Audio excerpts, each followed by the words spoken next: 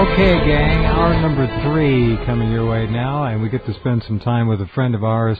Not often is he on this program, not nearly often enough, but he's back. His work continues to draw worldwide attention, acclaim, and respect. He is George Ure. His website is urbansurvival.com. He is, of course, a partner for many years with Cliff High, and their venture halfpasthuman.com has rattled its way around the world, perhaps not in uppercase letters all over the place, but it is very well known among those who need to know, which is most of you folks. Hi, George. George is not there. Tell me he's not there. No, don't tell me he's not there. George? All right. George is not there at the moment, but we'll expect that he will be there momentarily. So let me do something here. Hold on, I got to check this out. And there, and there. It might be possibly. See, the people at the network are saying, when's he going to figure it out here? Hold on, this is real-time stuff. Okay, I'm going to resend something that I sent earlier, and let's see if it works. Okay, network, here it comes. It's on the way. See, I sent it twice. Okay. George had a phone number, and he sent me the phone number, I don't know, a couple hours ago. And I sent it to the network, but there are people, probably not too hard for you folks to believe this, but there are people on this planet who have nothing better to do. Actually, some of them probably get paid quite well, but to sit back and monitor me, you, and probably anyone else who cares. Monitor telephone, monitor email. My email between myself and James is frequently played with, made to vanish. As you know, the server was hit the other day. We were down for a number of hours. We're back up.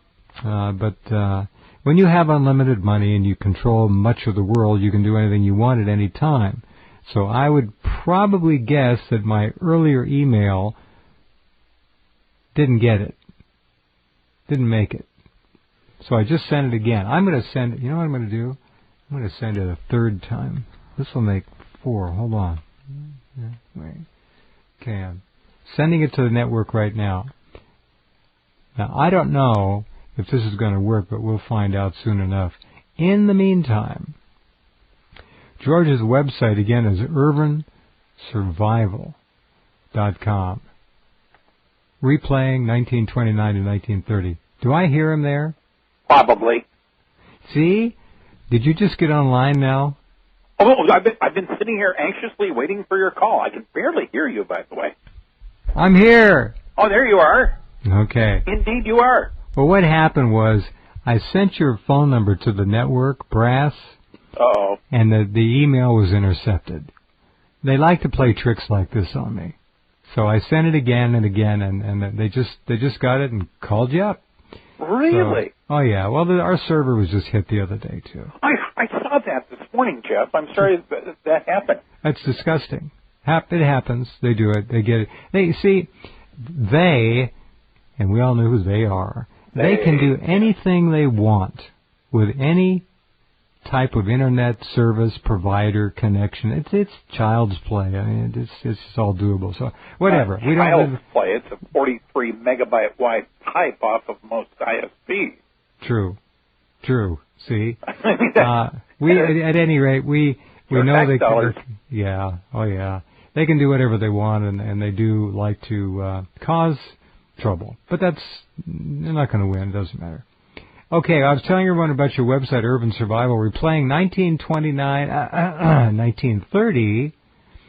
Urban Survival provides daily business news analysis and financial market coverage from the long wave, not to be confused with the long march, the long wave economic perspective. Since 1996, this site, George Ure's, has expressed the view that traditional constant expansion corporate business models would all collapse someday, and that we'd eventually be forced to move toward green, sustainable business models, the new economics of responsible capitalism, or perish. Now, the $64 question, which is hardly worth 64 cents anymore, just for fun. What did Bernanke do with the $2 trillion? What's your best guess? We should have a sweepstakes for the best guess. Well, I was just reading a Treasury report that came out today, and they go through a lot of the disclosure in very general terms. What was that word? What? Disclosure. Is that something that governments do? Well, when it's convenient.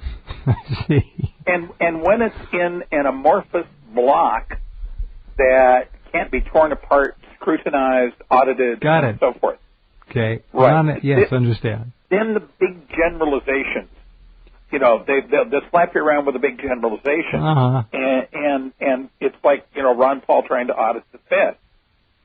It's kind of hard when they throw up the big wall and don't want you to be asking the embarrassing Well, questions. Bombastic Ben twice warned the Congress, if you audit us, there's going to be bad repercussions for everybody. Bad juju if they do. You That's betcha. right. Yeah. You betcha. And that still continues. In fact, the latest round, I'm trying to remember where we are on this, but seems to me that Bloomberg, Fox, and a couple of others are still trying to get the Obama administration to come up with the promised transparency that. Oh, good for Bloomberg. That's good. I admire that. Yeah. I mean, it's a real ballsy thing for him to do. Sure. The problem that the Fed has, tactically speaking, is that the emperor's new clothes are starting to become transparent. In other words, there are starting to be some number of articles. I just got a couple of them tonight that I'll be posting tomorrow if I can remember. The idea, Jeff, that by a clever little change of wording, the change of definition of foreign bond holders, it looks like the myth that America's bonds are still being fully subscribed to whenever we offer them by countries in the Middle East, Japan, China. Right. Yeah, well, of course, patootie. You mean they're not lined up around the block with their checkbooks in hand? Well, duh. Would you? See, the Federal Reserve G19 report. That's the consumer debt report. No, I missed it. You know, a lot of people miss that. But if you really want to know what direction the U.S. economy is going to go, you look at this thing. They call it consumer credit. Hey, you take a 10-pound weight, climb up a 6-foot ladder, and let go, don't you? No, actually, I'd probably use about 30 pounds weight.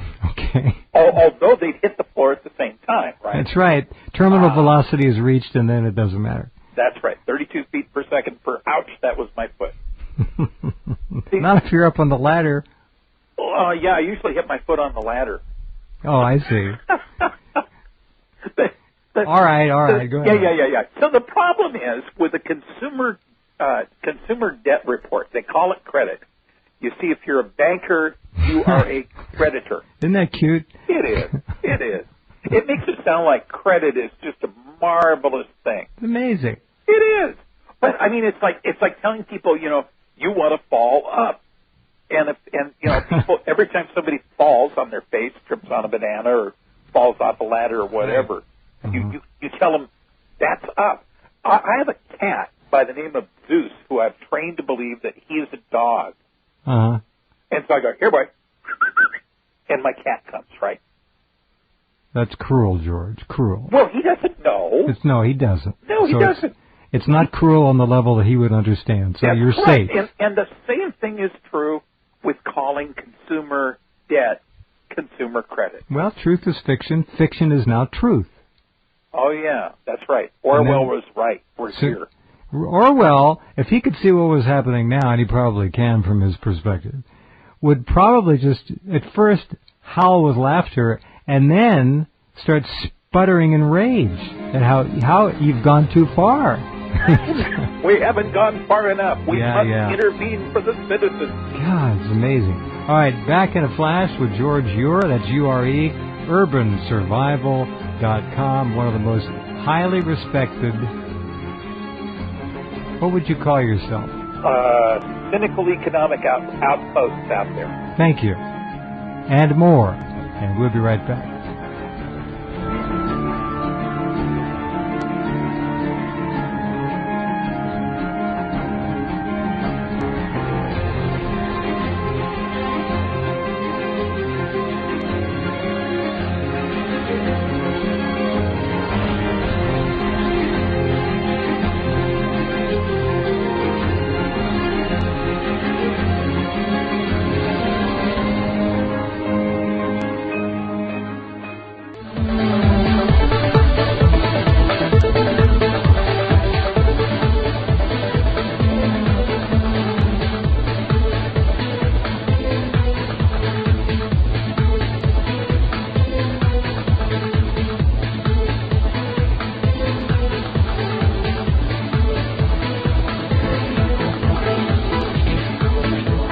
Talking with George Ure, our third hour tonight.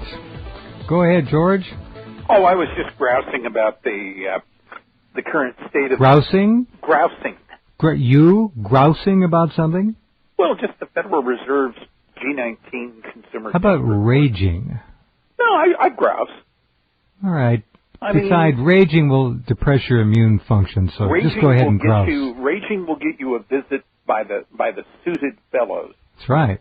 All right. Well, we don't want that. No, we don't rage. Go ahead. We'll just grouse, chatter and grouse and Twitter and exactly whatever. So consumer debt is dropping at an annual rate of 10.4%. No, but it's really credit.